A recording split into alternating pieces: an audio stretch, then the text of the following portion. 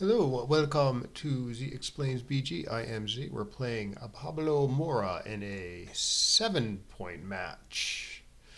And I'll try to explain my thinking a bit as we go along. And yeah, we'll see how it goes. Try to play well as usual, and often I succeed, but not always. So no promises. This is not a good play. Yeah, so after playing the six, yeah, there's more productive threes than 24 to 21. Problem with 24 to 21 is there's a lot of like decent double hit numbers for me where I can hit both on the my 7 point and my 4 point, as well as like some as well as like the strong pointing numbers, obviously. Oh yeah, he should make his five there. All right, so sort of best structure probably when it works. Getting hits probably no big deal. I should probably say hi to my opponent. Good match. All right. So probably just 24 to 21 is best. Again, getting hits no big deal. So if you wanted to get feisty here, you could play 8 to 5. If you get hit, you might make a second anchor. But technically, I think this is fine.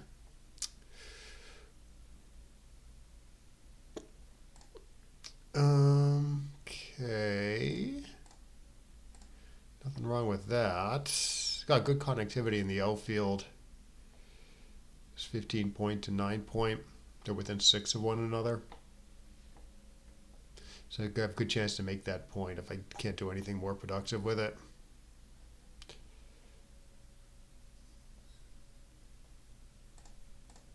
Oh, exactly. Exactly. Um, I mean, offhand, I'd say it's this. Up in the race a little bit. This is pretty great structure. Probably can cube a bad number here. This might be bad enough. Although the race is close. My structure is overwhelmingly better, and I've escaped everybody. And his position's kind of screwed up now. So I'm gonna send it, see what happens. I mean, he's up 4 in the race. So maybe that means it's double take. Maybe. Let's see if he takes it. Whew. Yeah, I still have the 16 point to clear also. Like let's say I had like the 13 instead of the 16 and I didn't have the blot in the outfield. Maybe the double would be a lot stronger then. But okay, so here like I have the blot in the outfield, so I roll like a 3-1. I'm probably making the 5 point, but I'm leaving a shot, which I don't love doing. So the blots. What I'm saying is the blots like a pretty solid liability. It's like I got this thing I have to do. I have to clean up that blot. Well, at a time when I want to be also making points, possibly clearing the 16. Maybe he's a really new player. No, he's played 72 times. He should know what's going on here. Not that he should necessarily know the cube, because I think he's a bit of a novice, but should know he needs to take or pass this at least.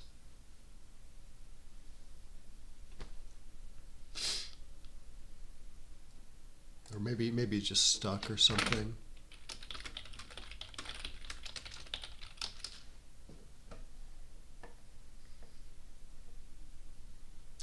If he is, we'll play another one, I guess. We'll play another match.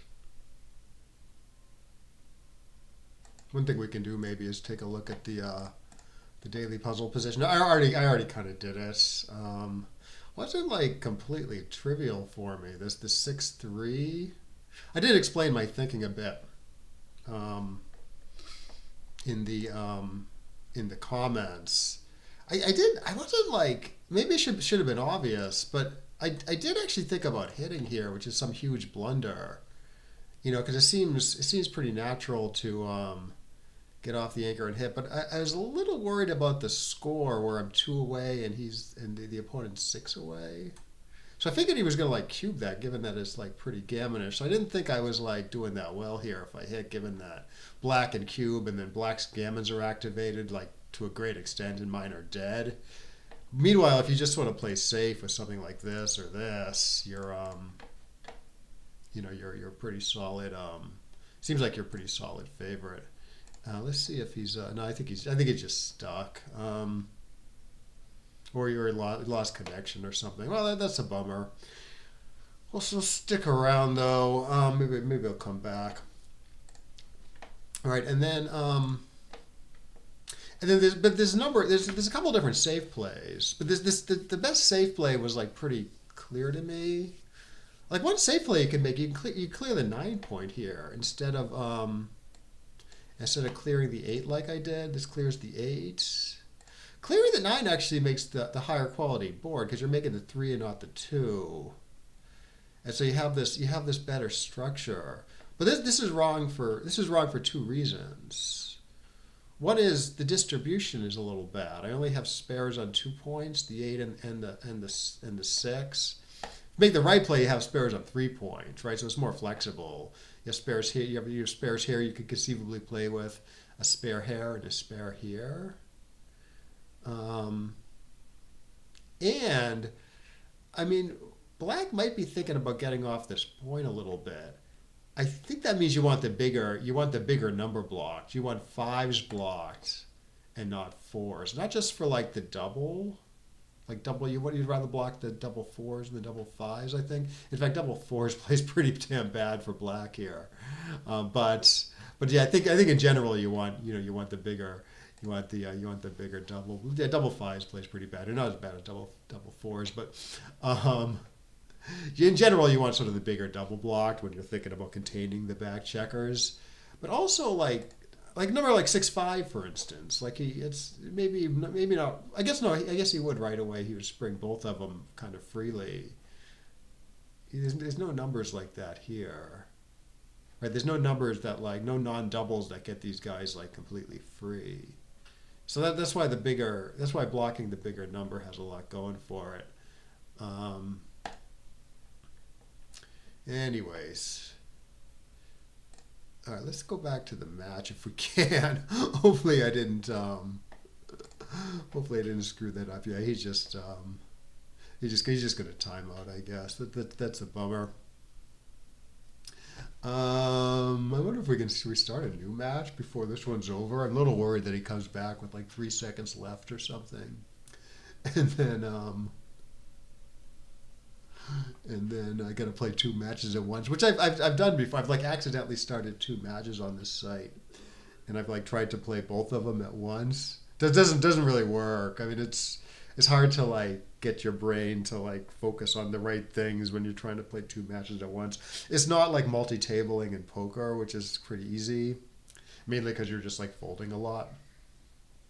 In backgammon, there's just like constant tough decisions. And it's like I said, it's hard to like focus on like one decision, switch to another match in a completely different match situation, and then try to focus on that decision. It just doesn't work. Like at least with my brain, it doesn't work. Chess players seem to be able to do it. Like really strong chess players in like simultaneous exhibitions. But somehow at least I can't do it for backgammon. Maybe in chess, is it because like in chess for like a grandmaster, like coming up with a reasonable move is sort of trivial, like almost all the time, and coming up with a reasonable move in backgammon just isn't. It's just not trivial. It's hardly ever, It's hardly ever trivial. Anyways, played a 0. Of course, there's hardly any decisions, right? I don't know. I had some. 5-1. Yeah, so this guy 5-1. I used to not do this. There's just no good 5. So I figured I would hit with it, which does some good things. Like this, like 13-8 is usually like a good 5 in the opening, but not here because you're screwing up the distribution in the outfield, right? You kind of like 4 and 4, 4 checkers here, 4 checkers here. You don't like 5 and 3. So I find something else, right? I find 6 to 1, which okay, it keeps it from like attacking on the other side of the board, unstacks the heavy 6 points. But even so, you don't want to check around your ace. The computer doesn't mind this play either. 3-6, yeah, 13 to 7, 8 to 2 would be okay too. Distribution's okay here. 4 and 3. 20. He doesn't even mind 24 to 18. I didn't like 24 to 18 because I didn't want him to be able to hit with a 6, unstacking the heavy 7 point. But the computer thinks it's pretty close. And then bar 16 gives up the anchor for not enough gain. 4-3, yeah, hit, and then probably 8 to 5 isn't too bad. Maybe if you're like 8 to 5 is only like 0.03 wrong, the computer says here. I mean, you can try this, right? This might be a fun game getting a bunch of guys hit. Notice black only has a 1 point board, and you're down in the race anyways. Good when you get away with it. So if you wanted to have some playing for money or something against a weaker player, you could do that. But yeah, obviously 24 to 21 is fine. 6-1 is no choice here. And then 6-6. Yeah, what about the 6-6? Okay, so the only play is the one I made, making the nice structure. So this is the original position, 6-6 here, right? And some people might make the 2 here. But yeah, it gives up the 8 point and kind of that doesn't really play great. The other 2 don't really play that great. So yeah, I mean, I don't love leaving the shot in the outfield, but everything else about this position looks really good. Okay, let's actually try to find another match. A bunch of people on here, so that's good.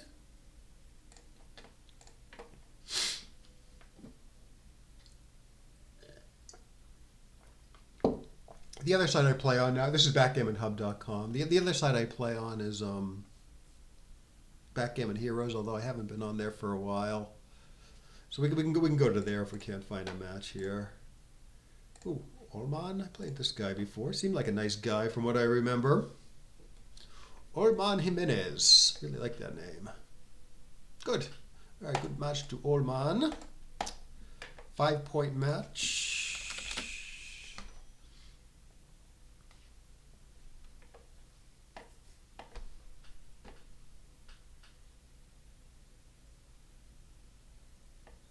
See how he wants to play it. You can do the slot or split. He likes splitting. That's fine. I don't know about this, but that's I can't see anything better. Should probably make his 3 here, I assume. Safer plays, but I don't know. You want the new asset. I think this is a good play. Okay, well, maybe I want a new asset.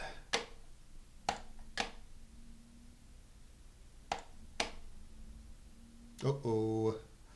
Uh-oh. Uh-oh. So I am going to pass this. I don't think it's too good or anything. So that's probably a missed opportunity there. Okay, let's see if he doubles this. This is even a bigger pass. It's a common error with novices not to double aggressively enough. And now it's often going to be too good. Yeah, so now he shouldn't double. And possibly last turn, you can make the case it was too good. But I don't know, after that first dance, yeah, I definitely should cue that.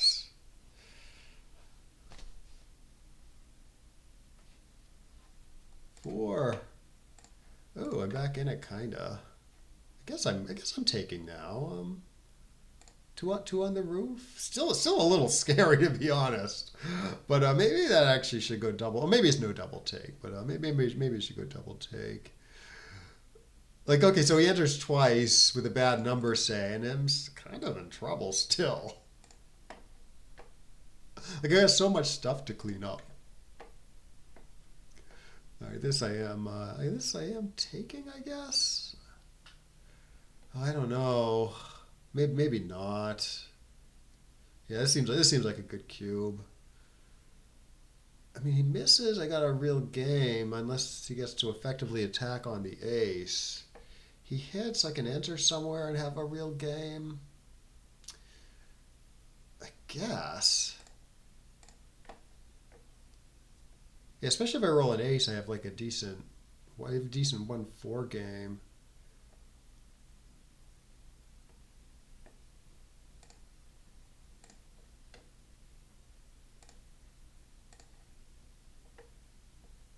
Yeah, I'm glad I took anyways. Got sort of two-way equity here. Oh, I don't like this that much. I think I'd rather just roll small and play a back game or something. Um, now I guess I'm stuck going forward if I can. Ugh, I don't know.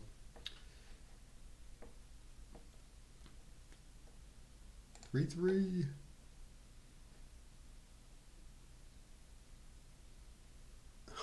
I mean, I could try this, but I just getting smacked like crazy.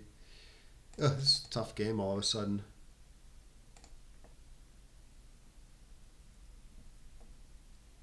Hmm?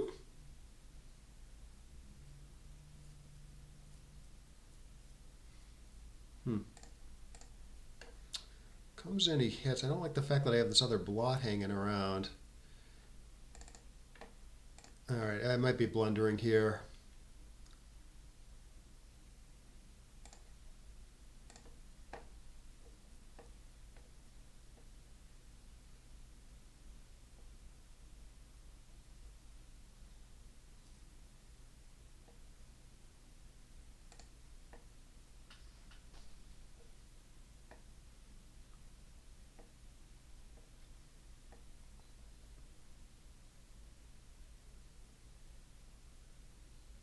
Hmm. Hmm. Yeah, I'm still thinking about that 6-1.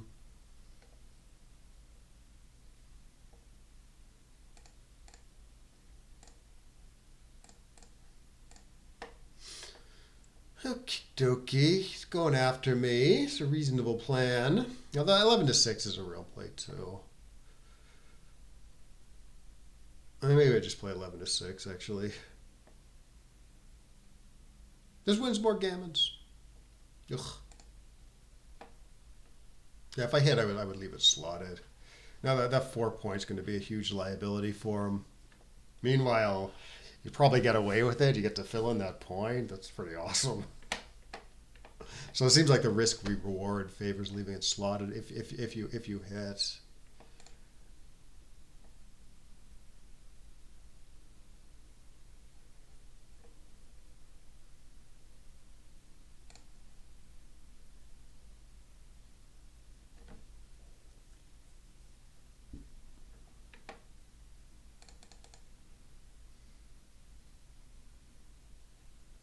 All right.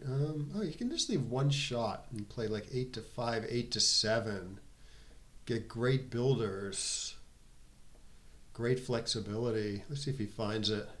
Yeah, not good play. All right. I guess I'm popping out. Yeah, good thing. I'm free to build my awesome board, which maybe I should do right here. I could hit him next turn. 5-4 is a blot number, for instance.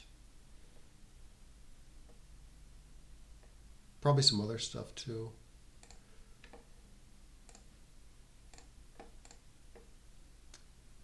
All right, I guess 6-5, 6-4 at least. That's probably it. Maybe I should build the structure right away. Like if you know you're not hitting next turn, I think you start the 4 point there. Ugh. Yes. Okay, safest would be to clear the 6. Although maybe he wants to block me more. So I can play 5-2 pretty reasonably, or actually bear a guy off and play 5-3. Oh, shot 4. Yay! I did it.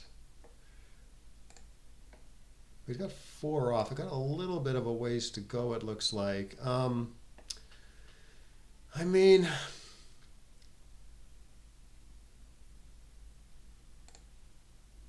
I wonder if I can actually cube the dances here because I'm threatening to close the board and like it'll be a big pass in that case.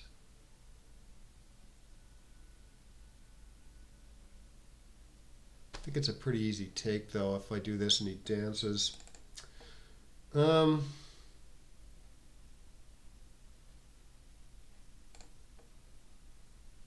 I'm gonna try it. Yeah. All right. So I got 11. I got 11 numbers that close that. 11 numbers that close that lead to a big pass. There's 25 other numbers where I don't know if I'm a big favorite there.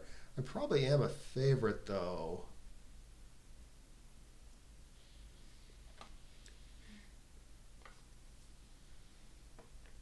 Yeah, I'm not sure about this. Well, I'm gonna double and see what happens. It's maybe a little light though. Okay, passed. Yeah, good double in practice, I guess. Um, it just seems like I don't know. Like, is it clear? I'm given that I lose. Is it clear I'm really like a big favorite on the? I'm a favorite on the dances there. I, it's still like pretty hard to close that point. Yeah, and maybe not playing this that well. We'll take a look at the computer analysis afterwards. And we'll take a look at it in XG mode, in XG. Okay, so this is probably pretty good. Not that I know how to play it.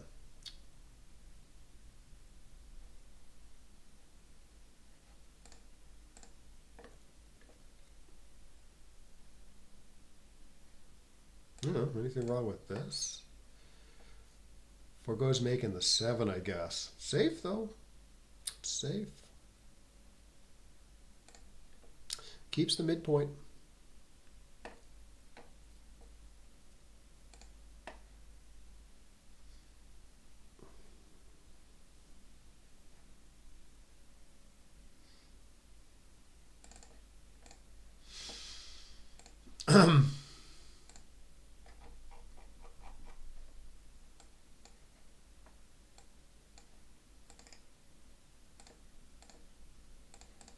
Okay. Ooh, to run. I'm up 10 pips. Gotta get those guys, get that guy out of there at some point. Obviously, I'm foregoing making the 5. I'm wondering if this is the priority though. Still a bunch of shots. Well, let's take a look at making the 5. Yeah, I just stuck back there.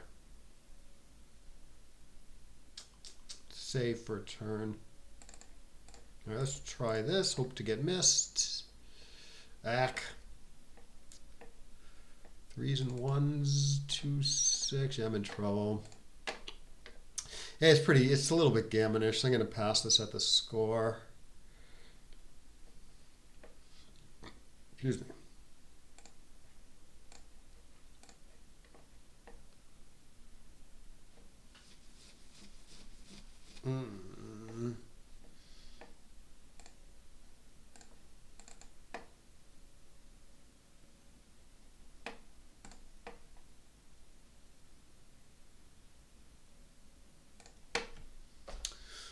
Maybe I can take this now, actually. Yeah.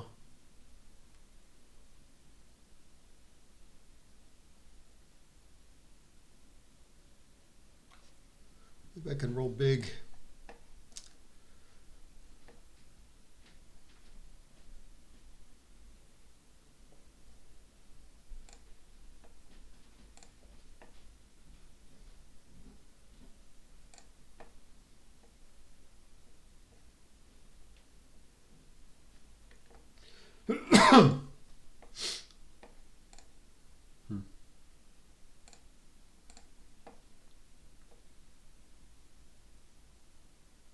Still taking.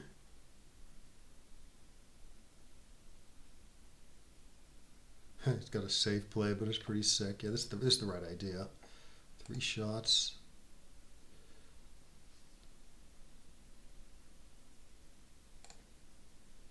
All right, I'm not going to leave any blots in my board because there's a chance I'll be hitting him next turn.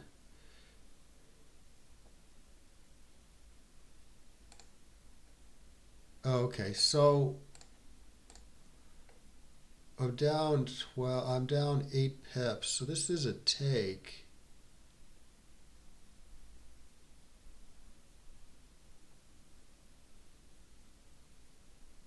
It's pretty okay cube for him though.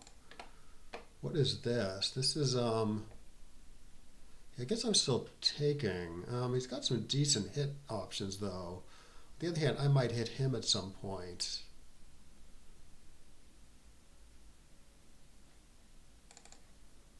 Yeah, I really don't know.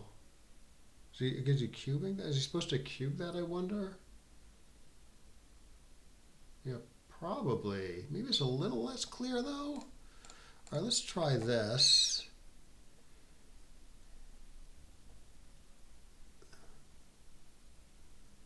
Well, it didn't really matter.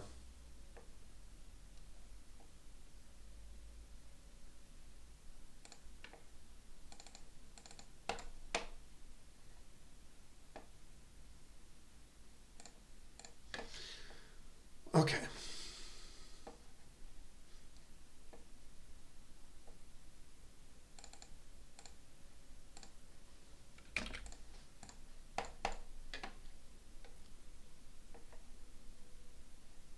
Yeah, I could actually split and bring the 4 down there if you want. Bring the 5 down if you want. They're 24 to 18, 13 to 8 because he's got the stronger board. His 8 point is stripped, and the score argues for being provocative with the checker place. Wants to sort of up the gammons at this score. I don't know about the last two. Yeah, all sorts. So I got 8 to 4, 13 to 9, 22 and 11. Yeah, given the score, I'm going to do this though. Glad I didn't put a guy there. 11s and 4s. Oh, this is sweet. Well, score makes it a little weird, but I am going to cube this, I think. Just seems like a big money pass, or pretty solid money pass anyway. So even though the score argues against like doubling in gammonish positions, I think it's probably a pretty good cube at this score.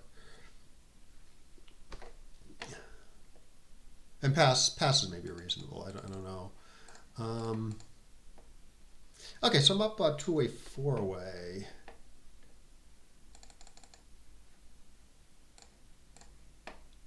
Nothing wrong with that. He should probably cube this at the score, although maybe it's fairly close. Nice roll. Good.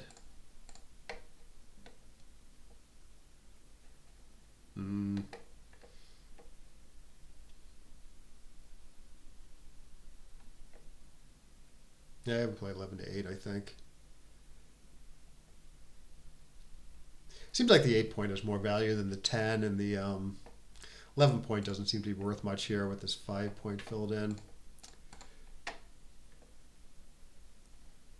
Okay, 13 to 6 is okay at least. 6 is okay at least. This is tremendous, I mean. Oh, run, 2, deuce, bah, bah. Well, he might roll double 2s. All right, his take point is 18 and a half. So I want to be sort of approaching there before I cube. If I'm gonna be doubling him in.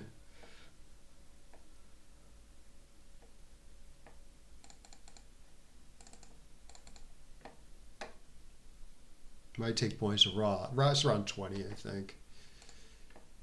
So I can take, in non-gammonish positions, you can take a little deeply.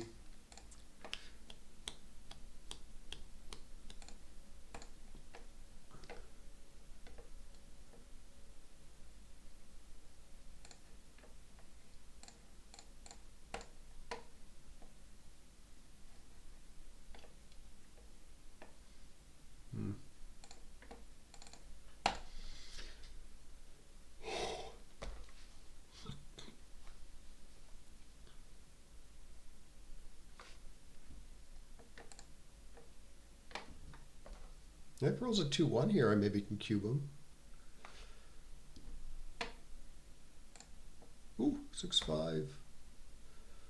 6-1. All right, let's take a look at what this is. This is 7 pips, so it's a pretty big money pass. So yeah, it's probably a pretty good cube at the score. Um,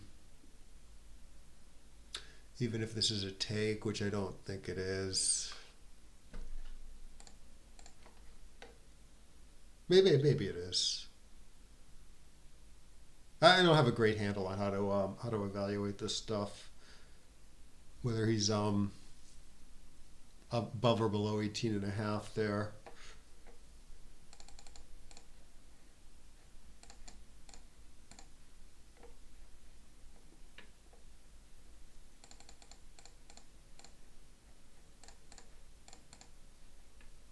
Ooh dear. Oh shoot, it can hit 3 times pretty reasonably. Wow. I got an acre though. Sweet. Should definitely play 13-7. Build up the board quickly. Yeah, so this is a nice play if he does plays the 7 and 5. Yeah, see, I got 2 on the roof. He really needs to fill in these 4 and 3 points. So although 24-18 is like fairly productive here to get the backman going, the builder is just tremendous for the interboard points. So that's actually a pretty big blunder to play 24-18 there. You should hit with the 5 and either play 15-9 or 13-7. Now, I get a nice second anchor. Good.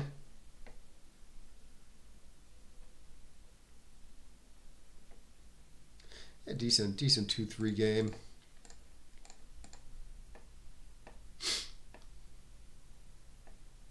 Yeah, let's slot it. Fill it in. Duplicates 1s and 2s. Oh, 6 is 13-7. It's forced. I don't know if I wanted to hit anyways. Okay, now I'm hitting. At least he gets to duplicate aces here. When he plays 13-5, I got aces here, aces here. All right, although I don't know which one to hit. If I hit this guy, 4 I guess is there, so this looks okay. Or if I hit the other guy, get to keep my second anchor for now, in case things go badly. Huh? Yeah, it's unusual.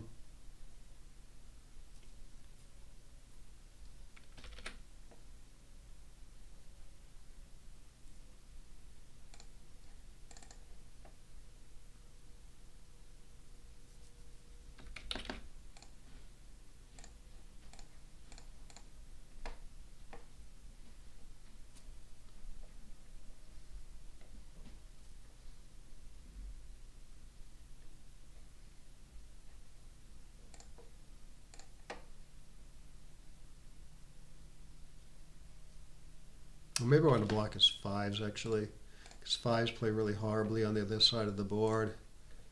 So maybe this is better. Ah, this is a good 5.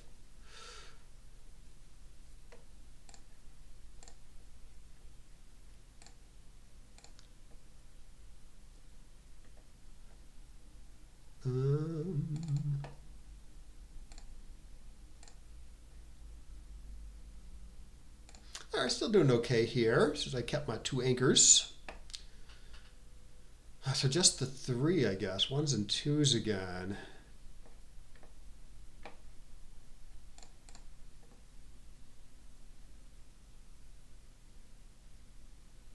I don't want to leave too many good doubles for him.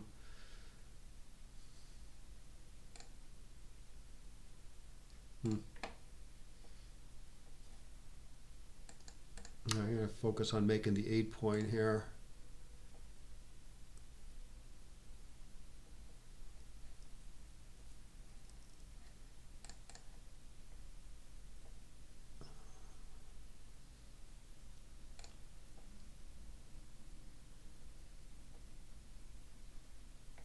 Maybe I could have hit him there with the 3-2.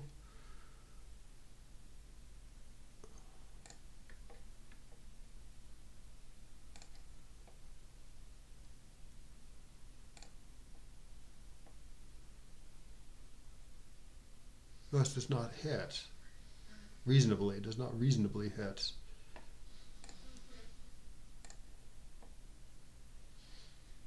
Our block is 5-6 anyways. Ooh, good shots.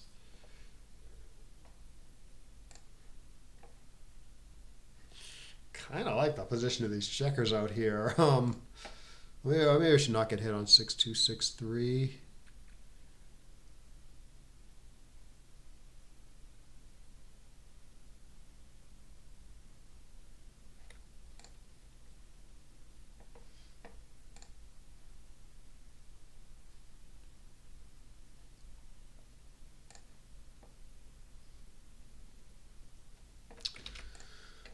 He's got a blot in his board now, so I'm going to try this. I'm going to roll a 1 or a 2.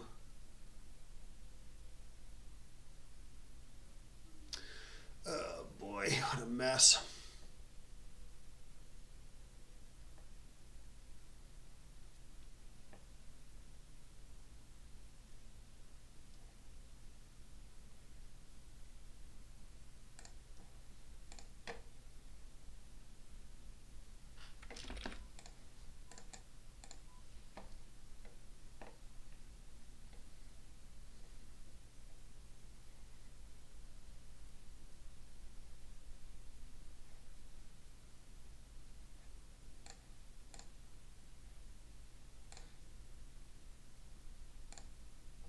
Bah.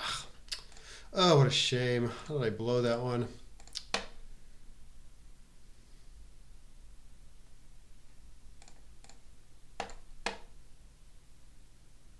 At least I'm not getting gammoned.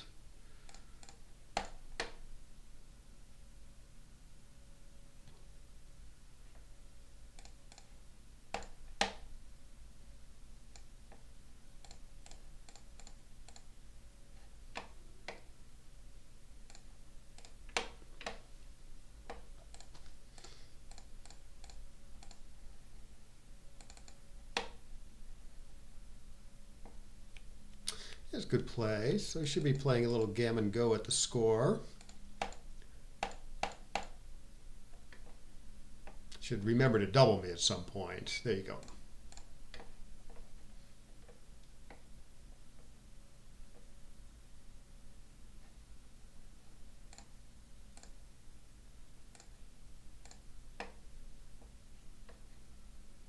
Yeah, definitely make the ace point here. Ace point's not great, but it's definitely better than having a blot there, that's for sure. Now he gets to attack effectively. Shoot. Alright, so too bad. Good. Good. Well, again, you could consider 18 and 8. Yeah, good race here. So I'm going to try this, even though it's a little dangerous. He should probably hit me here, yes? Okay, good. Yeah, maybe this will be easy. And then we can take a look and see how badly I played. So I'm not expecting a low PR this match. Last match was good.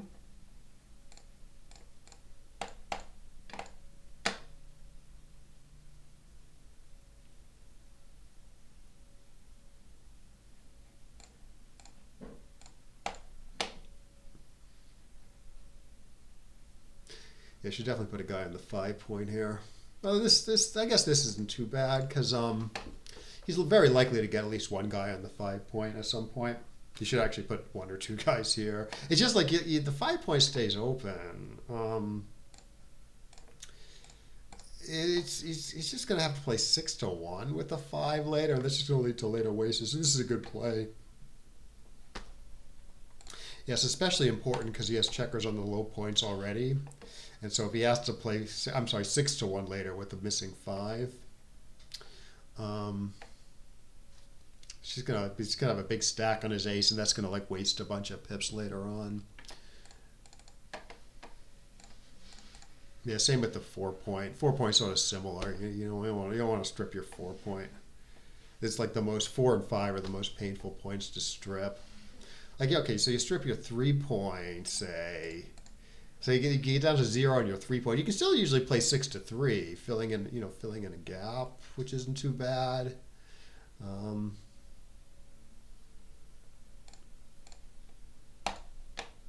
But you having to play like 5-1 or 6-1 with a missing 4 or 5 is really, really bad. And I think it's this for some reason. Don't miss. Oh, he did it. All right, let's take a look at the computer analysis.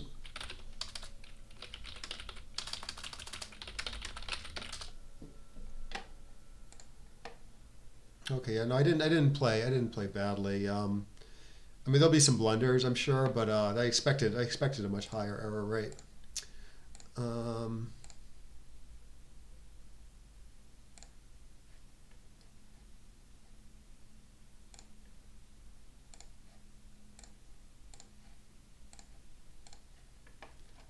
Okie dokie. Let's just take a look at my errors.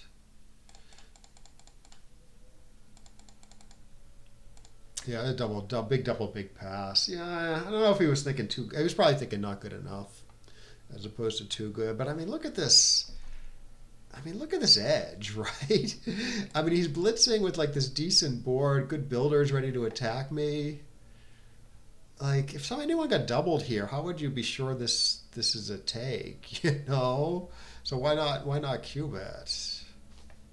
Yeah, I don't know. I would eat glass before not doubling this.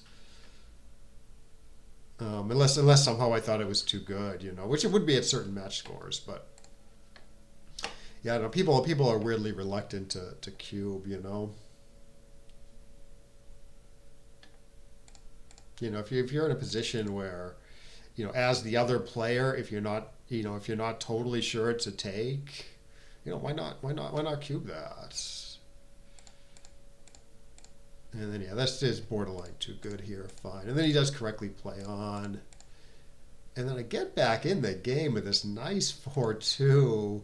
Yeah, he wouldn't be crazy to even cube this. It's a little weird to double with 2 on the roof like this, obviously. But I probably actually would have found the cube here, just because I would think, okay, so almost all my numbers enter both checkers. Could actually roll a hitting number here with double 2s, double 4s, or whatever. But even if I just roll like a 5-1, Black has like a ton to clean up, and it's going to be pretty scary for him next turn, you know? It's going to be pretty dangerous. So, despite the 2 on the roof, I think I would have been able to find this cube. Anyway, rolls a great 4-4. Okay, he does find the cube here. It looks like I make an incorrect take, although it's pretty close.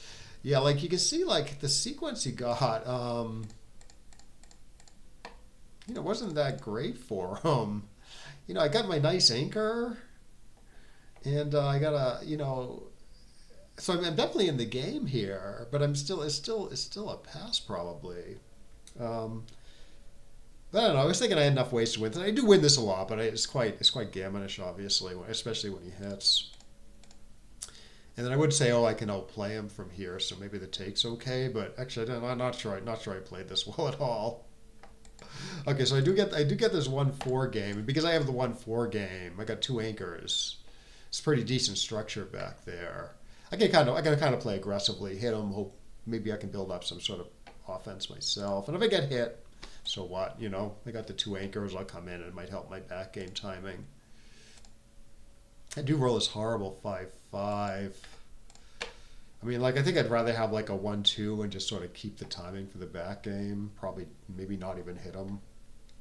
But yeah, okay. So I find something that hits, makes the 11. You could also hit and make the 3, hoping to scoop up these other blots.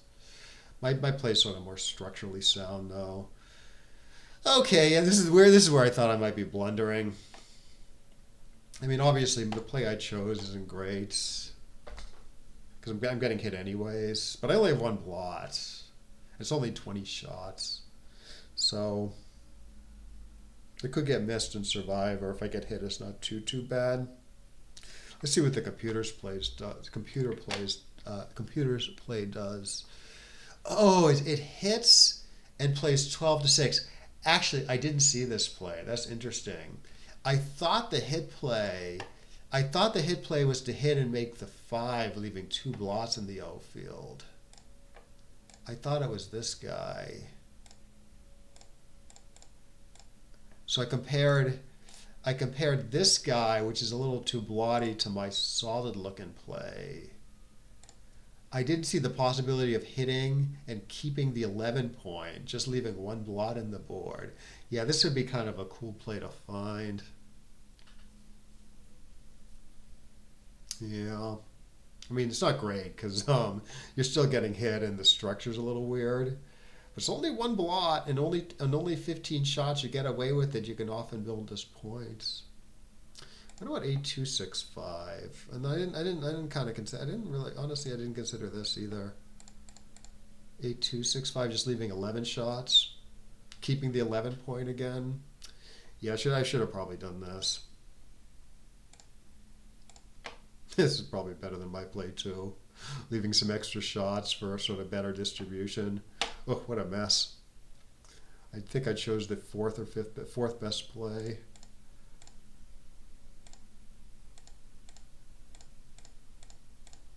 Okay, was he right to hit with the 3? He was right to hit with the 3 probably. Versus just playing 11 to 6, solid. But if he hits with it, he should leave it slotted because filling that point is such a major coup. And picking up's pretty gross and leaves a bunch of shots anyways. And getting hit's like not the end of the world for him because I only have a 2-point board. So like I said during the match, the risk reward sort of strongly favors leaving that slotted.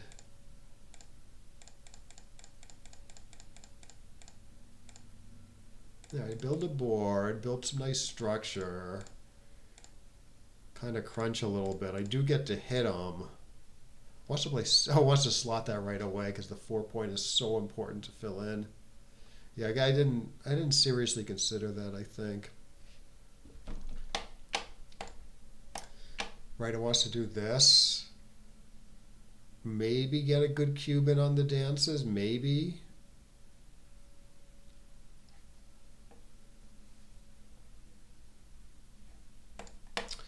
Versus this, where if he rolls a 4, it's pretty good for him anyways. Will get me gammon. If I do this, it gets me gammon less. But yeah, the computer thinks the 4-point is so important to fill in that it goes right after it. And there might be like a little cubeful thing going on also. Yeah, like here I sort of get the idea, right? It's super duper important to fill in this point. So you kind of need the 4, so you go right after it by starting it. I was going to say getting hit's not the end of the world, but getting hit's obviously pretty bad here against this decent structure. But yeah, it's worth it. And I thought maybe I'd get a Cuban on the dances. Yeah, it's not worth a ton because it's such a huge take, but yeah, I do get a decent Cuban on the dances. You actually would not cube this. At say 0-0 in a long match, I think. Recube it. Like say we were playing at an 11-point match and not a 5-point match. I think this is actually not a cube in an 11-point match. We can test that. The reason I think it's a cube at 5 away, 5 away, and not 11 away, 11 away, is for a couple of reasons. The take point is elevated at 5 away. The take point of the recube is elevated at 5 away, 5 away. So in other words, he should be like a little more careful about taking. So he should double a little more aggressively. And also, he wins some gammons here still. And if it's 11 away, he's getting full value from his gammons. He's getting sort of his full 8 points. It's 5 away, 5 away. His gammons aren't really worth that much. They win him the match, but he's only using one of those extra 4 points that he wins for a gammon. So, in that sense, it's less valuable than normal. Right. So this is the score base: 5 away, 5 away, 11 away, 11 away. Yeah, see that pretty big no double. No redouble. So you gotta be able to distinguish between these scores. And it's just for those 2 factors I mentioned.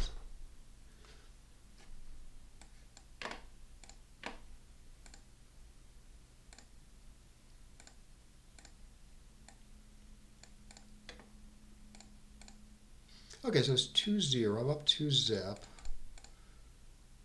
Okay, well, I should hit here apparently. Ugh, I don't know. Are people doing this? I mean, I see the benefit, right? I got the stronger board. He's like super flexible out here, so you want to take away half his roll. But boy, it's pretty gross to use that last spare on the 6 point to hit. But the computer likes it, so my play looks a little more positionally sane to me. Although it does strip the midpoint, which isn't great. All right. I mean, I did think about this a little bit. The computer wants to do this, build all this nice structure, but leave the backman a little stranded. My play seems pretty sane to me, escaping one safely. And then I did also think about a play like this, where you're upgrading from the 11 to the 7. So that's the computer thinks that's slightly better than this. Like it leaves a shot, but it's a pretty big upgrade in the home front. And then the computer also thinks this is close with this type of play, just making the 5 point. Um, so yeah, but the standout play for the computer is build all the nice structure, leave the two men back, which I can buy. I mean, I did think about it a little bit, but yeah, I don't know. I didn't love leaving the two guys stranded. All right, everything's pretty close here. On appeal, it does like this, giving up the midpoint, but keeping the 11 point and getting great builders versus hitting. I don't know about that. 11 to 6, giving up the 11 point.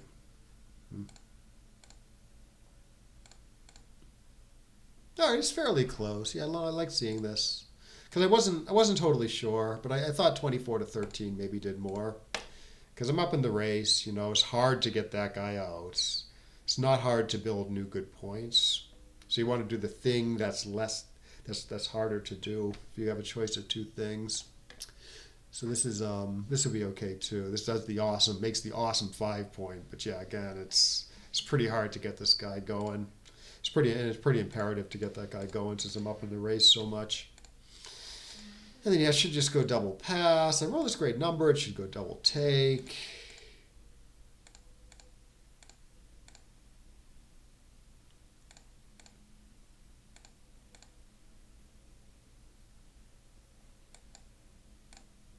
If I knew I wasn't hitting next turn, I would do something like this. Build like sort of the good 4 point board structure and have the 5th point started. But I thought, okay, there's a chance I'm hitting in the outfield next turn, or maybe he has to hit me loose or something. So I don't want to blot in my board. So I thought the structure was okay. Okay, this is fairly close again. Yeah, my play loses 0.5% more. It looks like. Gets gammoned a tiny bit. Doing this versus this. Yeah, I thought it was sort of double take after either play. In practice, if you know it's double take after every play, maybe they're more likely to double this than this, so you stay back. Maybe. But I thought, honestly, technically, I thought that making the 3 was probably the right idea. Because it's a little hard for him to attack. It's not impossible, though. Like a number like 2-1 is obviously pretty good for hitting, but he also has tremendous numbers like 2-2, 1-1, stuff like that. Versus this, which is a straight race. I could hit him, though. We could roll a 6-1 or something, and then I get at least 6 shots at him. And then he just blows past me. Fine.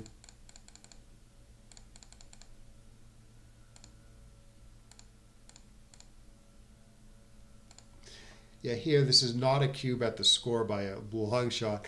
If the score is reversed, though, you cube it, right? It's at least reasonable if the score is reversed. If you're four away and your opponent's 3 away, you should be extremely aggressive in gammonish positions. 3 away, 4 away is like the opposite. You win a bunch of gammons, it's like hard to find a double.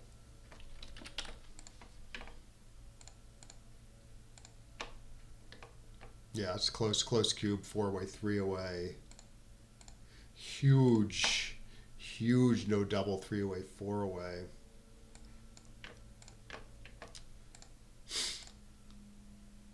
Especially these nuances of the score, they especially like around 3 and 4 and 5 away, they really come into play.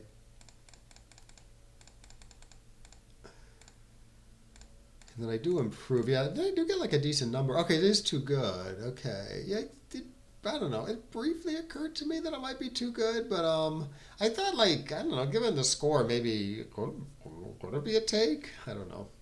I mean, it's such a monster money pass that yeah, I would have found the pass at the score, I think, but because the score is a little weird, like White's not paying full value into the gammons and he still wins quite a bit. I thought like maybe someone could justify taking this, so yeah, so I doubled, hope for a take, but he correctly passes. I'm a little worried about dancing here. It'd just be double pass, I guess. Can possibly cube this, can he? At the score, 4 away, 2 away. This is the score which you should be most aggressive in gammonish positions. Maybe not. Maybe he's not even winning here, really. Yeah, it's close. It's close. That the fact that he's close to winning, it's fairly gammonish both ways, which is an argument to double.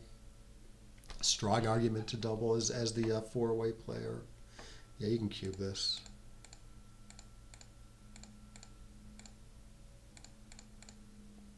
Oh, sweet.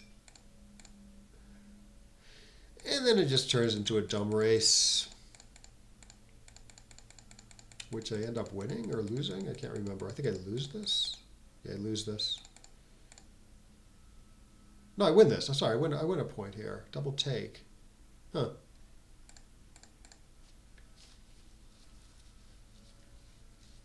Yeah, for money, this would be a pretty big pass, but yeah, it's because you can redouble me back to 4 right away. His take points quite a bit lower than usual. So let's see. I'm up 7, but it's kind of more like 6 because I'm less efficient than he is. Because I kind of have these checkers on my low points that might lead to later wastage, where he doesn't have checkers on his low points. So if it's a 6 pip raise, it's probably only like 1 pip away from a. It's probably only like 1 pip away from a money take, say. So maybe that's how you justify taking at the score, where your take point is 18 and a half, say. So maybe that's one way to approach it, actually.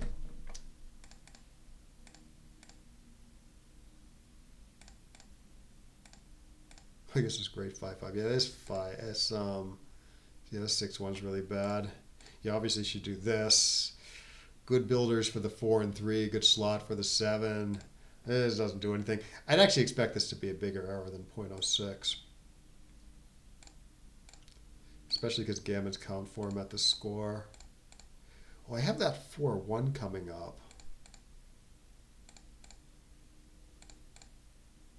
I don't know what to do here. I guess I found the right idea. Like rather than hit off the 21, giving up the second anchor, I hit off the 12.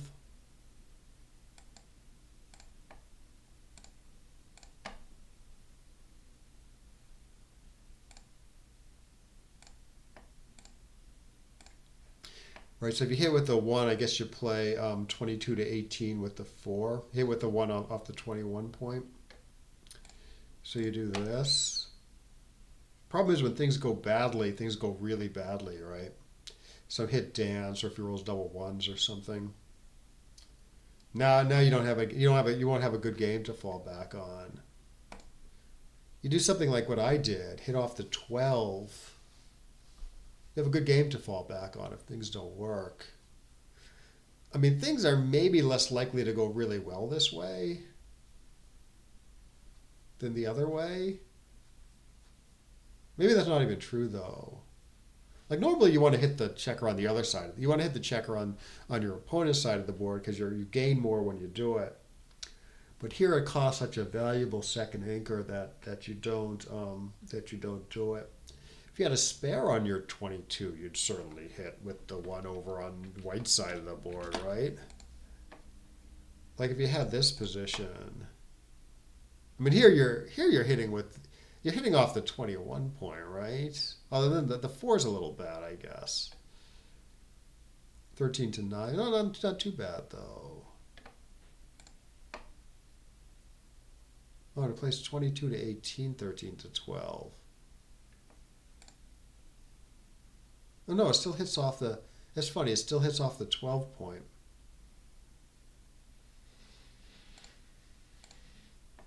Although it's not too bad to do this. It just doesn't like giving up the mid. Okay, what about 1-3? How about that? Because now you have a quite productive hit where you hit 22 to 21, 21 to 18. How about that? Okay, there is right, but it's not too bad to do something like this. Huh? Backgammon is complicated.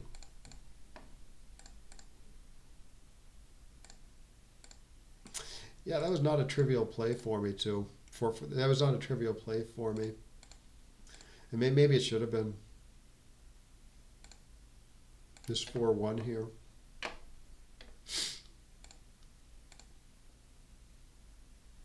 Oh, right. Yeah, so obviously getting hit's not a big deal here. So you don't mind playing something like 13 to 8, 6 to 5. Because if he's gonna escape, it doesn't matter much that you get hit along the way. It might even end up being good for you. It might help your back game timing. So a first play I looked at was this, 13 to 8, 6 to 5. But then I thought, so I'm blocking his sixes here, which in a sense play okay on the other side of the board because they're dead. Instead, I want to block his fives because his fives play horribly on the other side of the board. Like he often has to play 6 to 1 with them. So even though I'd rather have like these builders are much nicer, and usually it's good to block the bigger number. Here it's more important to block fives. And then apparently there's some hit play that I can't remember whether I considered this or not. Sort of actively containing the back checker as opposed to building a block, you know. Anyways, he does escape. Miss him, but build a nice board. Yeah, I'm a pretty, even after the 3-3, I'm like a pretty big favorite here. It says like, even after missing, I mean, I still win almost 70%, the computer says, and actually it's probably higher than that. Because it's just his position is so horrible, and mine is so sound. And then somehow I like botched this game. I do get to hit him. I don't know, everything's close here. This, spreading things out in the outfield, this.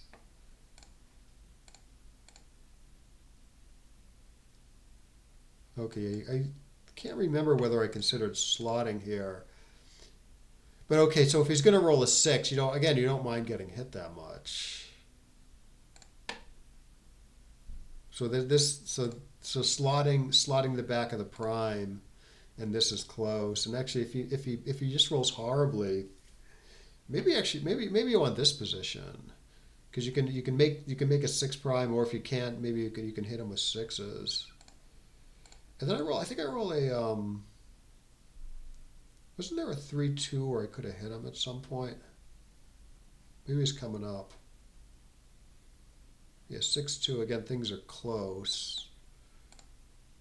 You know, I'm concentrating on outfield control for when this guy jumps. So I choose something like this, which looks okay. Computer, this is similar apparently. Yeah, this is a little thin on the outfield control with these only two builders out here. Does block 6-3 nicely though.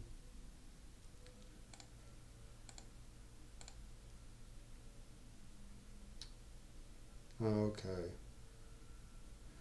All right, so I roll 6-4, and again I'm concentrating on outfield control. I mean, which seems good to me. I mean, I get that it gives them some okay hit options down here with 1-1, 3-1. So what's wrong with this?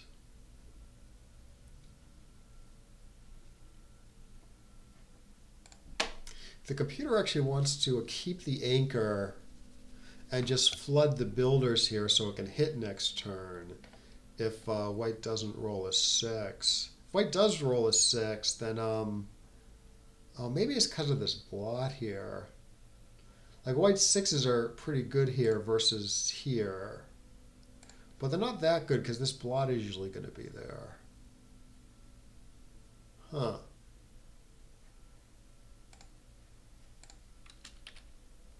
Yeah, I'm not sure I considered this. What's this? Is it the same idea? Yeah, it's the same idea, that was closer here. This versus this.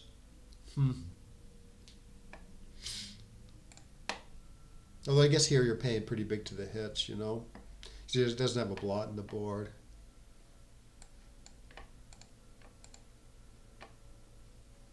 I guess the idea is when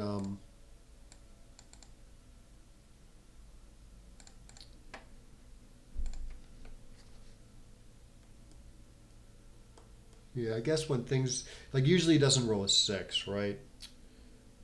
And then I think the computer's saying you strongly want this position when he doesn't roll a 6 versus this position.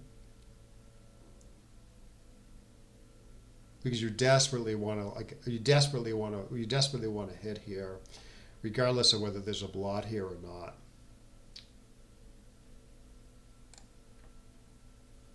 So you want this position if he doesn't roll a 6. If he does roll a 6, you want this position. But the computer's saying it's not as big a deal as when he doesn't roll a 6, which happens more often. I guess I can buy it. I mean, yeah, I don't know when to switch from like concentrating on outfield control versus like infield control like this. So this is a tough play for me. Yeah, the ace here, I don't know. You can keep things spread, but obviously you're paying pretty big to 6-2, 6-3, and probably you don't want to have to play 22 to 21. So I stayed back, which is nice. Maybe he has some bad twos here. 6-2, I mean 5-2 for instance. And okay, so I don't get hit in the outfield, so it's close apparently. Give up some outfield control versus you know, doing the other thing. Okay, 6-1. Yeah, here I go the other way because he has a blot in his board. So if I roll 6-4, 6-5, I got a shot back at this guy. So I don't mind leaving the blots in the outfield now. Yeah, he rolled a good escape number, and then I completely whiff. Let's see, what is the computer? The computer wants to leave 2s out here for some reason. I was worried about getting hit with 2-2, 1-1. I don't really know what it gains on to leave that guy there, though.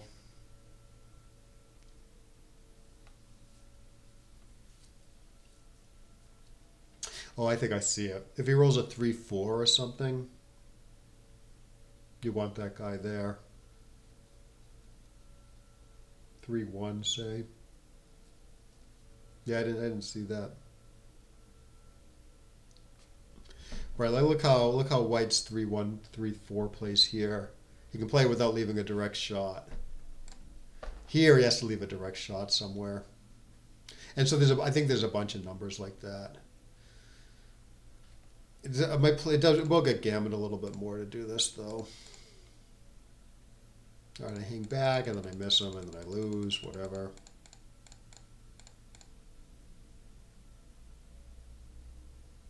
Huh, doesn't want to hit here. I mean, partly is based on the score. Like the best play to win is in fact to hit with this. But it does obviously gets gammoned a little more than doing this. And the gammons are a big deal at this score. So the computer gives up some wins, makes a nice anchor, and almost never gets gammoned. Yeah, I don't know if I want to do that. He does get an attack going though, for a turn anyways. And then it turns into a dumb race and I lose. Or I win, sorry. Yeah, that was good. I'll play one more if we can find a match. Find a match quickly.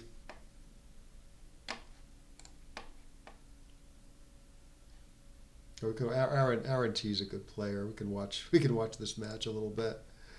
Ooh, pretty interesting. So Yuri's on the bottom, Aaron's on the top. Let's switch it up. Okay, so I just switched the sides here.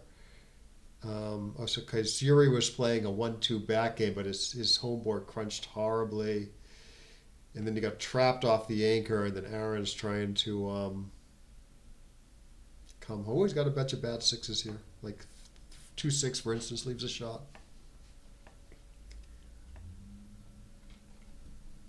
Aaron trying for the backgammon.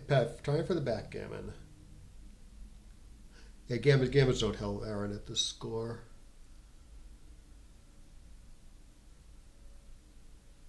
They help a little bit, but yeah, not much. Yeah, when it's the Crawford game and the trailer needs an odd number of points, that's the score at which the gammons don't really help that much. Backgammons though help tremendously. So Yuri should like run with a bunch of stuff he wouldn't normally run with. Like this, for instance. I don't know. Like a lot of like the reason Yuri wants to stay back at most scores is because if he hits, he gets to save the gammon. But that doesn't like matter here. So like maybe he should go here probably rather than stay back. And okay, if you hit, maybe you get to win the game, but that's pretty remote, right? Seems more likely there's gonna be some like fluke backgammon or something. Like Aaron rolls, 6-3. Normally Yuri would stay back here, but yeah, he has to go. I think. Good.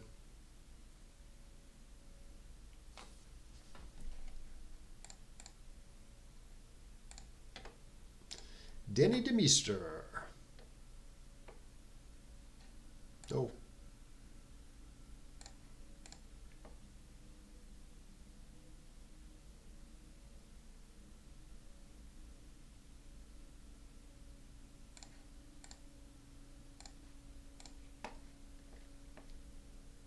Oh, there you go. Okay, good match to my opponent. This is a 5-point match. Whew.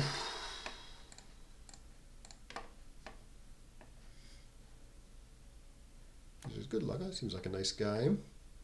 See if he's, I don't know, I wouldn't be 100% sure what to do, but, well, I was split with the 3 and then either play 13-8 or 6-1. All right, let's lock up this awesome anchor. And get missed. No way this is a cube.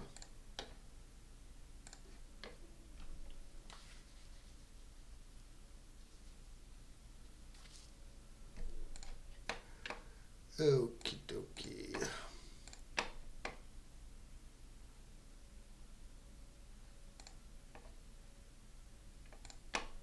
Well, I don't know. I could play 13-10 here, duplicate 3s, force him to give up the anchor when hit. But there's nothing wrong with 6-3, I'm going to say.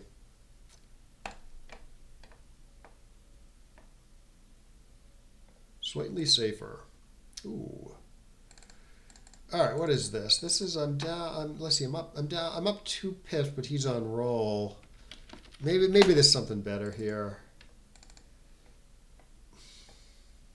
Let's try this. Better structure, anyways.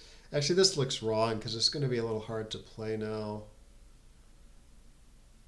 Yeah, I don't think my play was correct. I don't know what was right though. Maybe put all 4 guys on the 10 or something.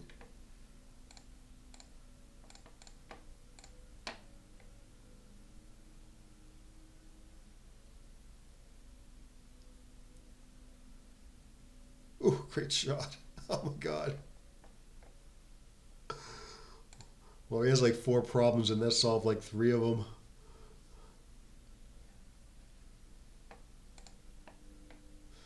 I think I'm still taking. He's got so much work to do to vacate that 17 point. I'm gonna get a million shots here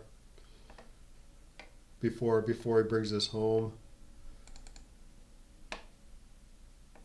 guess I could get gammon a little bit.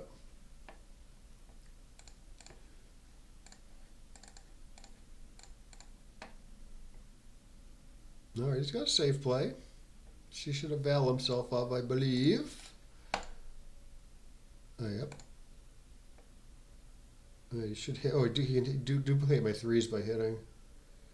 Oh, he's got a safe play, 5 to 1, 5 to 2, but no, you can't bring that home. The one problem with, I mean, 10 to 3 is 2 blots, so you could get him gammoned. I'll probably still end up doing it though. Yeah, this is okay, I guess. One blot. It's harder to bring home though when it works.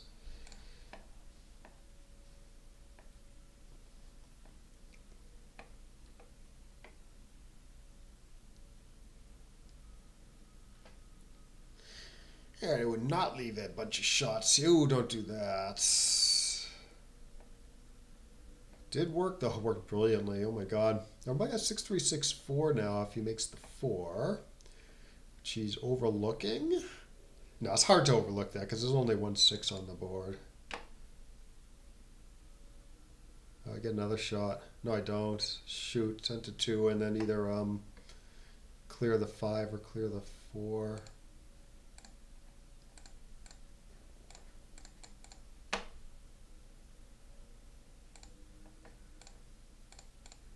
Fine.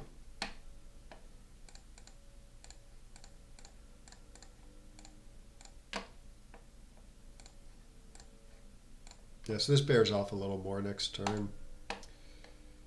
If you play I 10 to 9, like almost all your aces miss. So there's 11 misses there. 11 out of 36. After my play is more like, I think there's like 7 misses or something. Maybe 9, but I think it's 7. So you can go through the numbers and figure that out if it's not obvious to you. Yeah, this is wrong. You should just build a bunch of structure.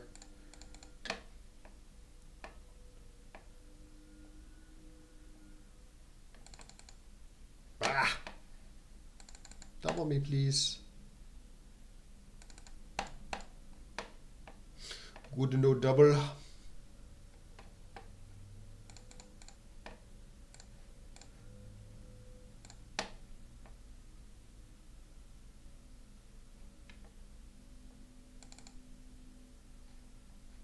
Bam.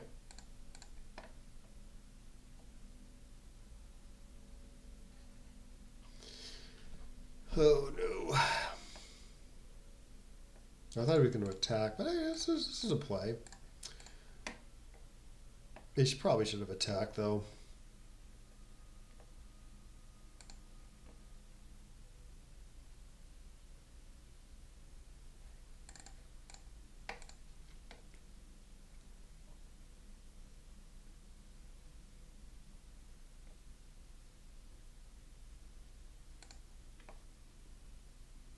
Mm. All right, I think it's either this and this. It's not great structure, but it's safe and decent blockage. Or you build this. Great position when he doesn't roll a 5 or a 6. Don't like the fact that I'm getting hit though. And I don't know about that. Maybe I should make the 5 there.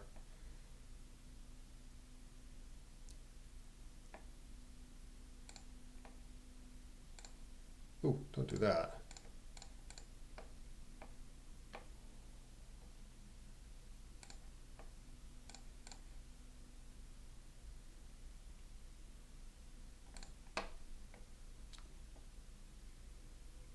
Tiny. Well.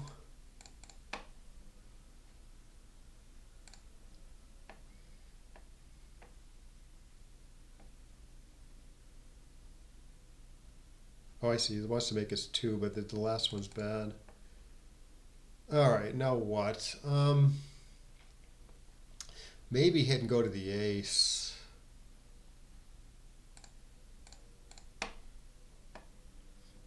Still pretty shoddy, but he hits back here, and sometimes he's stuck. Like with a 1-5. Yeah, I'm not sure.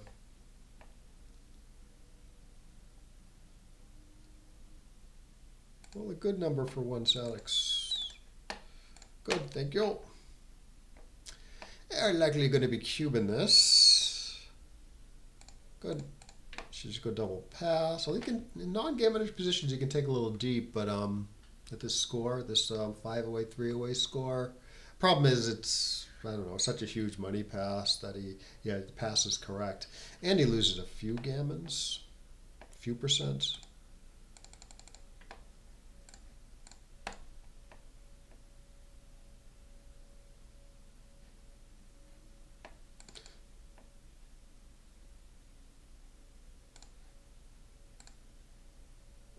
Okay.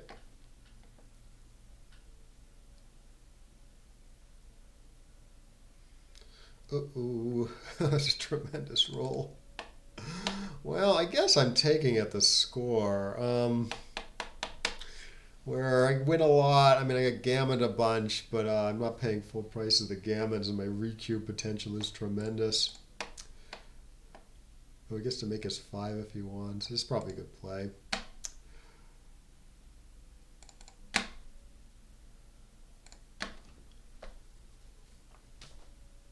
Yeah, he seems to be playing okay. All right, his take point is 40%, which he has. Can argue I'm a favorite, but maybe not. It's a little hard to argue that, I guess. So let's hold off for a turn.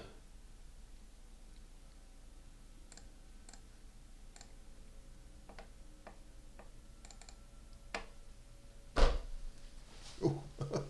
He's in cube. Yeah, I should make us 3 here. He found it.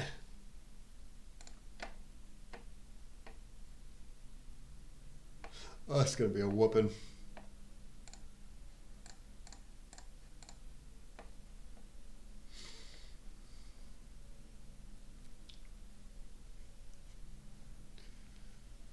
Yeah, you can play 8 and 4 if you don't want to leave the double ones.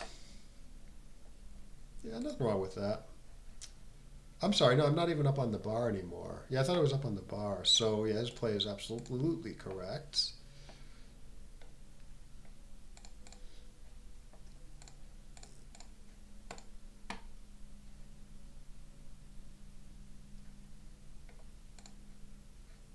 Now I got to do this. Oh, is he going to... I would leave this shot now. Yeah, that's a good play.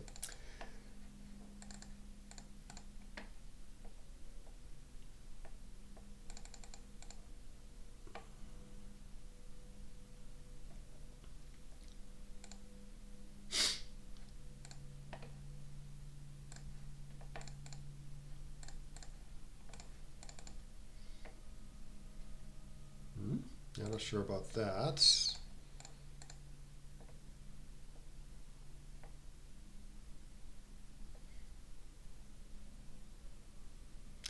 Yeah, this is okay, I think. Double 4s is safe.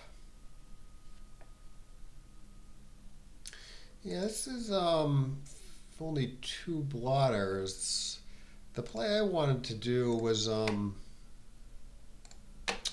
4 blotters, stripping the top point. I think the 4 blot play is safer long term, though.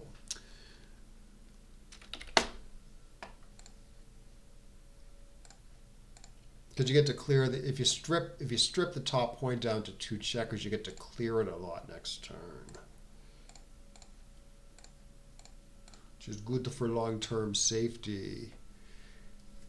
Well, I don't know. Okay, so if I miss them, then probably getting gammon anyways. If I hit them, I'm going to lose my market pretty big at the score. Might as well cube this, I guess. Maybe close to 50-50 in the game. Nah, no, not quite. But I'm going to cube it anyways.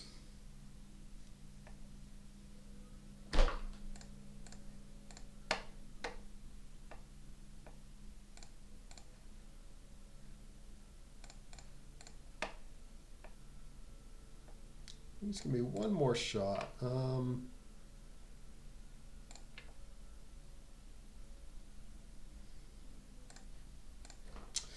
May need to pick up another checker if I hit him.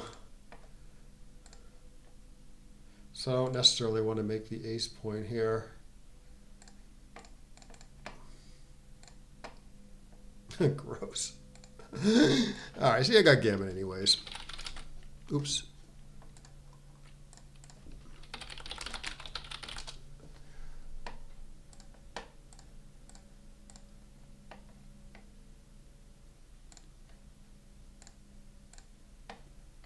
I think I must have played it okay, right?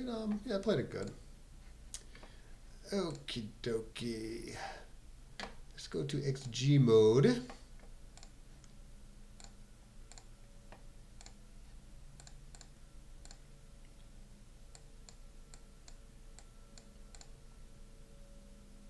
Which I seem to be kind of stuck. What's going on here?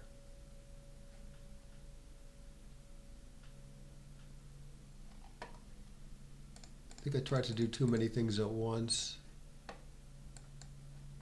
Yeah, sorry, let me kill XG.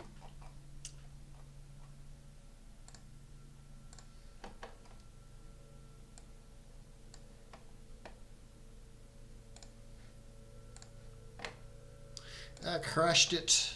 Oh, I crashed it.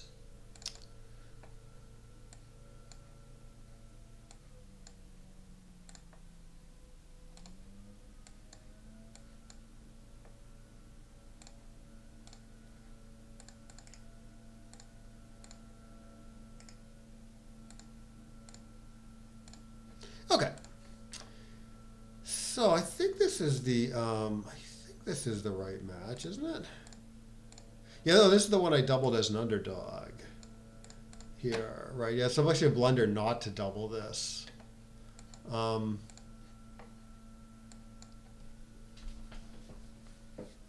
Right, so this, I mean, I'm not saying you should necessarily be able to find this cube easily, but if it seems absolutely crazy to you, you want to think carefully about the match score.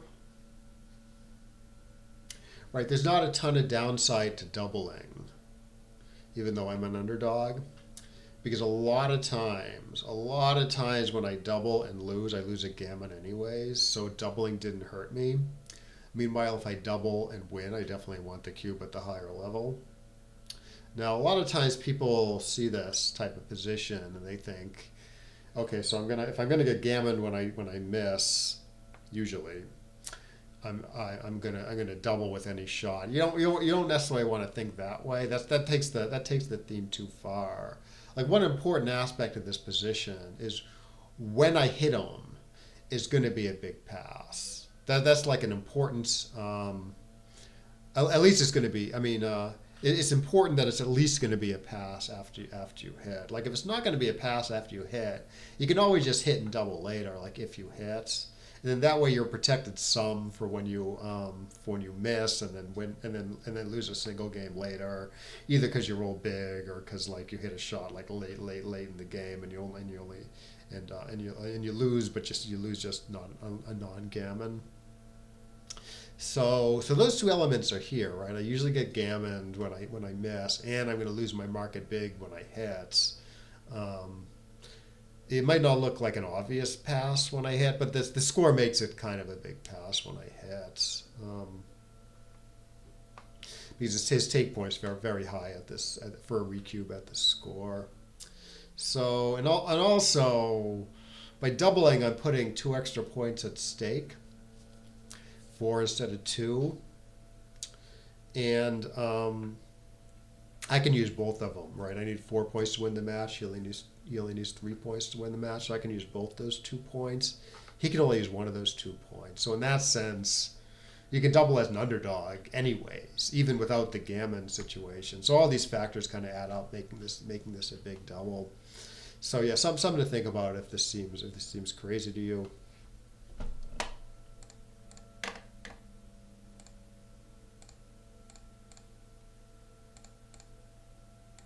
It makes a nice 5-3 play here.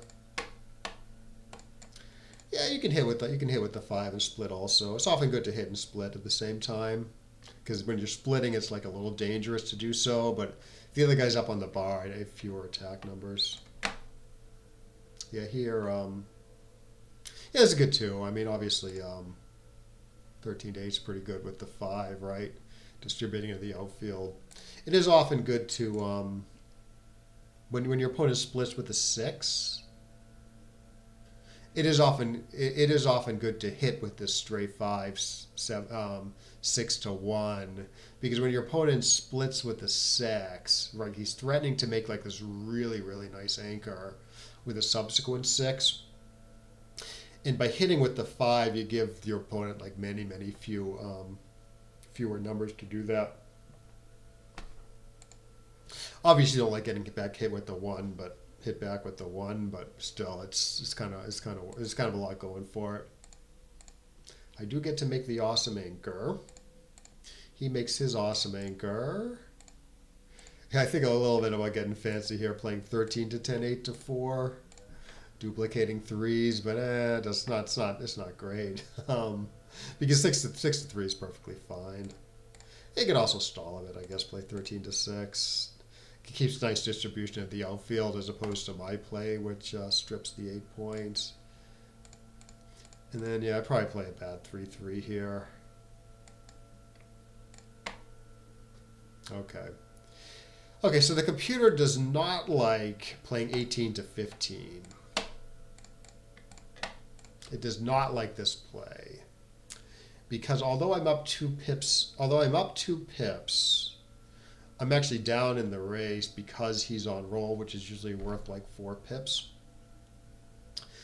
And by doing this, I'm foregoing building some nice structure on the home front. And I'm leaving a bunch of strip points in the outfield, which is going to be a little hard to play from. So my play is better than that. Right, build some nice structure on the home front. Maybe a little easier to play next turn, maybe.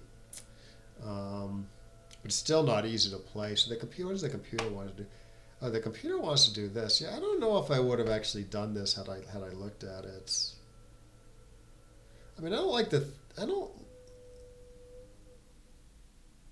really like the home field structure that much because of the 3 guys on the 3, no spares on the 6. I mean, the benefit here, I think, is white. White has to play first.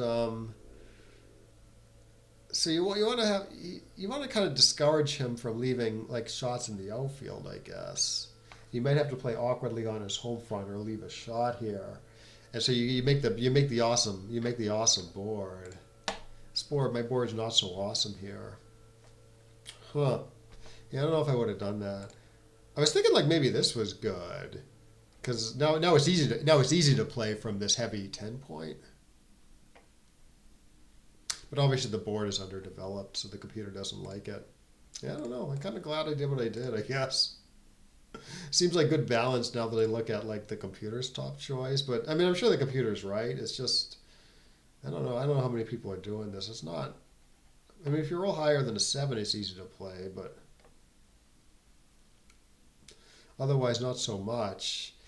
Maybe the computer's thinking, okay, white makes some concession in the home front, like at least leaving a blot there, and then you don't mind putting a blot in your outfield. Yeah, I don't know if I'm finding that play.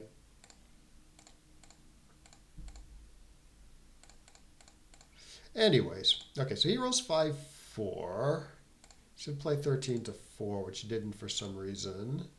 Yeah, leave a blot in my outfield because I have to, but it's no big deal. Apparently, I should double this just because his structure is so bad, and he's going to be leaving me shots in the outfield while my board is like really awesome. So I guess the computer thinks it's going to be a pass if he rolls like a bad 6 next turn, which I can maybe buy. He rolls this amazing 1-1. Holy mackerel!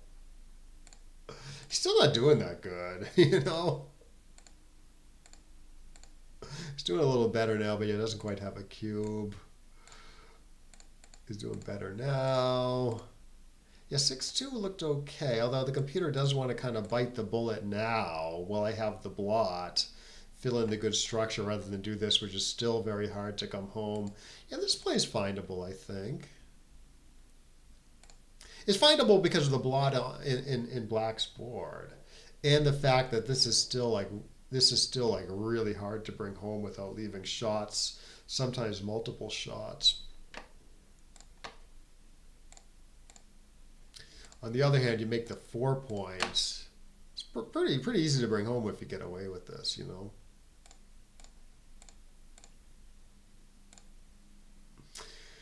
All right, yeah, 4-3. He kind of finds the right idea of hitting, but he's supposed to do this. Really easy ride home when it works. Duplicating threes, so it's not that many shots. It's just 13 shots, right? All threes and 4-6. Right, as opposed to if the guy was on the nine, there'd be a few more shots there because 4-2 would also hit. So he does this, and he's all stripped here. So this, he gets away with this. This is really hard to bring home. Now, I think the reason why he didn't do this was because he doesn't like the second blot, which is definitely a factor.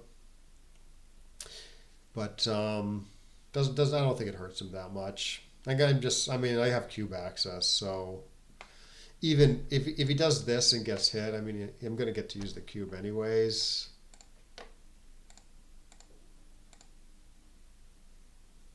Yeah, this was a little silly.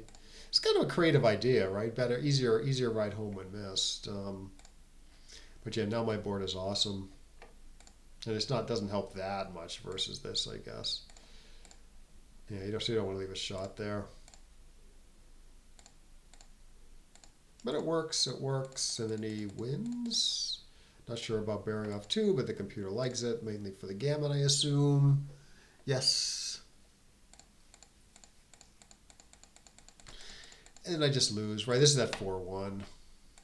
Right, it's no big deal because I saved the gammon after either play, but if the gammon was close, this would be a real error. Right, because like I said, all aces miss. All ones miss, right? Even 6-1. Here you have some misses, but they're, it's not as many.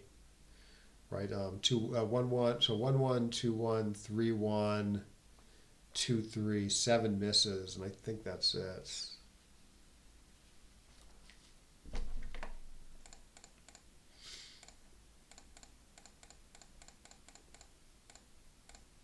Yeah, here you want to build some structure as opposed to this hit that doesn't do that much.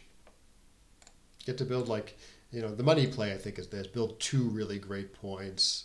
Due to the score, you should play a little conservative so the computer doesn't mind this also. Making the 20.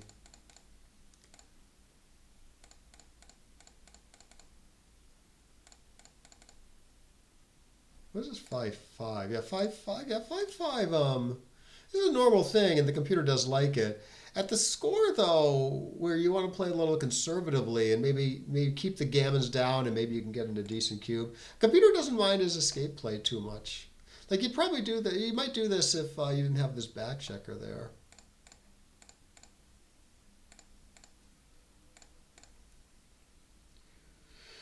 Yeah, I thought about this. You can make the 5, leave a direct, keep the midpoint, or you can play a little safer. This is good building power for when it works. 3-3, 3-1. Yeah, okay, fine. I mean, such an awesome, such an awesome point when it works. He's got a blot in his board, so the computer says it's worth the risk. Can maybe even cube. I wonder if I can cube if he rolls if he rolls like a 3-2 or something. Maybe I can even cube him. Yeah, actually, I don't know. Maybe not. Yeah, it's pretty powerful though.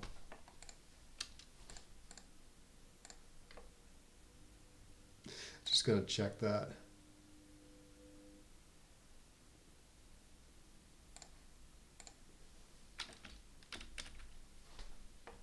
Okay, so you make the 5. He rolls 3-2. I guess he does this. At this 0-2 score, can you cube this? Because you're about to unleash hell on this back checker. He also got 4-4-6-2 in the outfield. Well, those are duplicated. You wouldn't double it. I mean, you wouldn't double it at an even match score. Now, you're still not good enough at the score by a lot.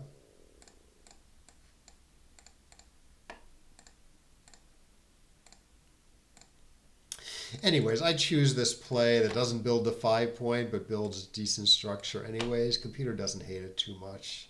Definitely wins fewer gammons.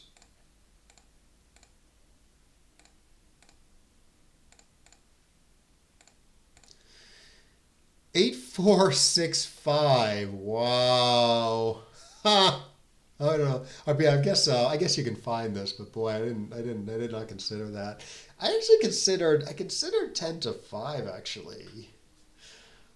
Um, but I thought, okay, you play 10 to 6, 8 to 7, you got pretty decent build power anyways.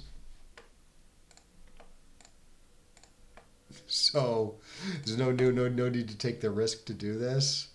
The computer wants to do this though. Now you do get a cube in on his bad numbers, right?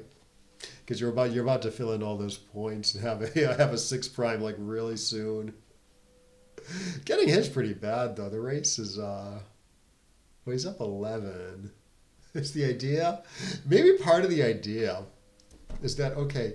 So you do like the normal thing, right? You do the normal thing, and he rolls like an escaping 2 or 3 anyways. Now he's not hitting along the way, but he probably kind of gets to cube anyways. Like it kind of wins the game anyways on like a good 2 or 3. If I say he rolls 2 6, I roll a 2 1. Like he probably gets to cube that. So in that sense, like they kind of his 2s and 3s often win anyways. So you do this again, his 2s and 3s win. But he doesn't roll a 2 or 3. You black has to win now. So yeah, this would be a fantastic play to find. Right, so it wins cubeless, it wins more gammons, loses a lot more gammons, but it doesn't the score maybe doesn't matter that much. Yeah, I would have loved to. Oh boy, how cool would it be to find this play in a big match? A big live match or something. I think it is findable. I mean, like it looks. I saw it and it's like, oh yeah, that's probably right. Like after the computer pointed it out, it didn't seem crazy to me because of the reasons I said. I mean, cubeless is probably a wrong cubeless. Yeah, it's wrong cubeless. So the computer's seeing the awesome cubes after the non 2s and 3s. Probably all non 2s and 3s is probably a good cube for black. Wow, that's so impressive. I don't feel too bad missing it, but yeah, I wish I found that. That'd be awesome. 8 to 4, 6 to 5. Okay, you can either make the 2 or the 1 there. 8 5 6 2. Yeah, I should have considered this, I guess. I mean, I found the hit because I really want to contain that back checker, right? So I go to the ace point, and then it's not too many shots. Computer actually likes this, which is a lot better on the misses, because you get to fill in your 5 point. Again, there might be there's some cubeful thing going on. Where I'm getting a good cube in on the dances here, I guess, and not here. Anyways, I roll tremendously and win. 13, 10, 8 to 3. Yeah, this is a little bit score based, I think. It's close, so this is more natural, right? Covering with from the heavy points. I'm sorry, no, you're covering with the 5 always. Splitting with the 3. Split's pretty good here, right? The computer actually wants to do this, keeping the anchor, but getting another builder in the zone for more gammons, and gammons are pretty important at the score. This 4-way, 3-way score. And then, yeah, pretty clear take when he cubes, I thought. It's getting a little close, though. Actually, pretty good double. I don't know. It's possible I would have missed this cube. But probably what's going on is it's like a real money pass. And so you can justify doubling even though it's a gammonish position at the score because it's like a real money pass.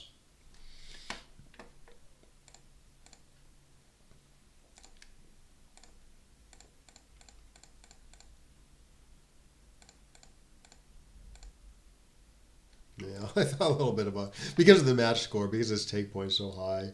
I thought a little bit about doubling here, but no, I'm losing by quite a bit, I think. Okay. Yeah, unlike the position where I actually did double that we looked at earlier, it's pretty hard to lose my market, right? From here. Like, how is he going to have a big pass next turn? Can't really happen unless I roll like 6-6 and he dances or something. So even though the win percentage is probably pretty similar between the two plays, um, yeah, one's a double, one's a big double, one's a big no double.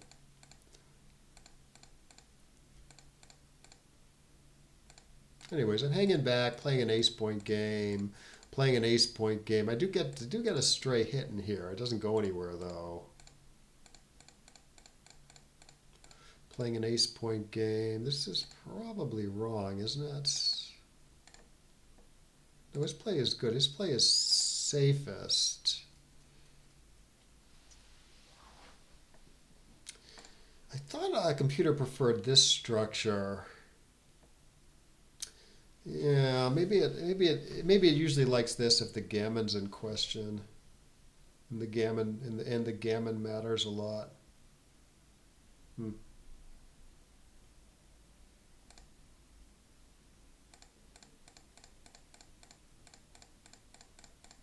I think I remember this decision coming up in live play, and we chose this play, and it turned out to be wrong. Oh, and then it came up again, like later in the session, in like a slightly, they're like the same white structure, but in a slightly different black, somewhat different black structure. It's kind of funny.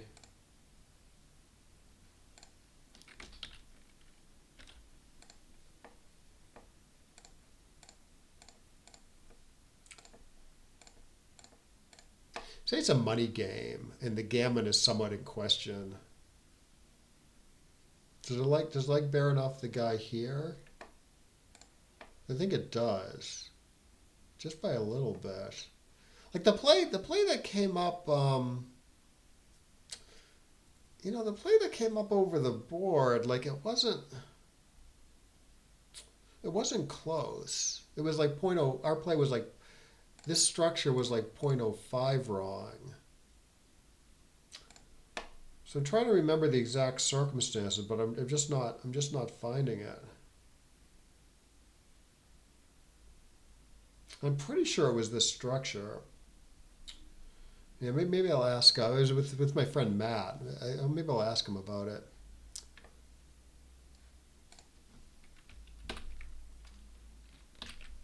Anyways, let's just press. We're almost done. Let's just press forward.